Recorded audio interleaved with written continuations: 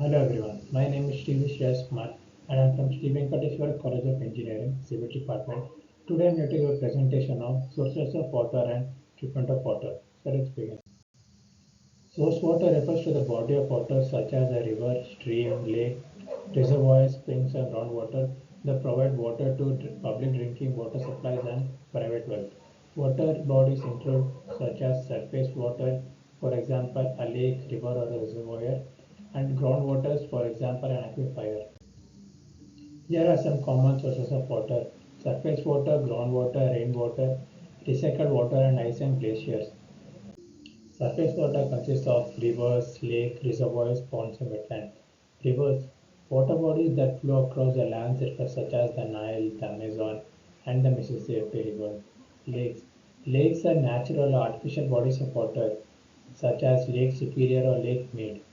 Reservoirs are the man-made water storage areas created by constructing dams across rivers, typically used for water supply and generation of hydroelectricity power station. Ponds are small bodies of water usually formed by human interventions or natural processes. Wetlands are the areas with saturated or seasonally saturated soil, such as swamps, marsh, and bogs. The next type of source of water is groundwater. These groundwater consists of wells, springs, confined aquifers, and unconfined aquifers. Wells are drilled or dug holes that tap into underground water aquifers to access water. The next type is springs. Natural outlets where groundwater flows to the surface are called as springs. Confined aquifers are the underground layer of permeable rock or sediment that contains water under pressure. Unconfined aquifers are water saturated layers or permeable rock or sediment without any impermeable layer above them. The next step is rainwater.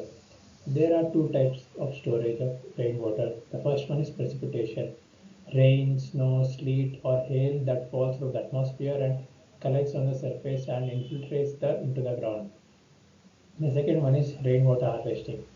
The practice of collecting and storing rainwater for various use such as irrigation or domestic purpose. The next type of source of water is reclaimed or recycled water. Why wastewater treatment plants? Facilities that treat and purify wastewater from domestic, industrial, agriculture source to make it suitable for non-potable purpose such as irrigation, industrial process or groundwater recharge. The next type is ice and glaciers. The process where glaciers and ice cap release melt water which can be collected for various purposes is known as glacier melting. Icebergs are larger chunks of ice that break off from the glaciers and float into the ocean. Now let's begin the second part of our presentation, treatment of water. Treatment of water is a critical process that involves removing impurities, contaminants, and harmful substances to ensure its safety for various purposes, including drinking, industrial use, and environment protection. The following are the key methods and processes commonly employed in water treatment. These are sedimentation, filtration, disinfection, pH adjustment, reverse osmosis, and advanced treatment. So let's get to know them one by one.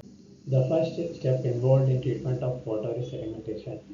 The water flows straight into the sedimentation basin, allowing the flocks to settle to the bottom due to gravity. These settled particles, known as sludge, are removed as byproducts. The next step in treatment of water is filtration.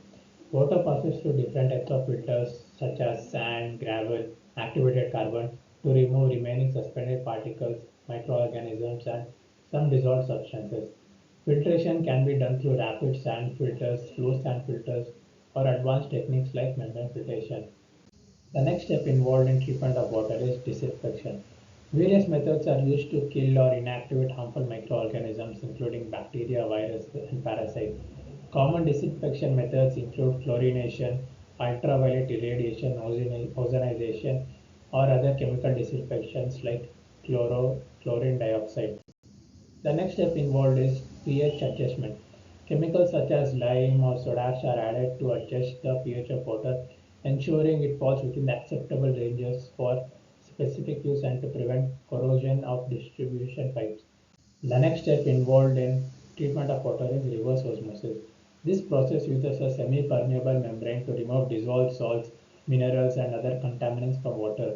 RO is particularly effective in desalination process or treating water with high levels of dissolved salt. The last step involved in treatment of water is advanced treatment.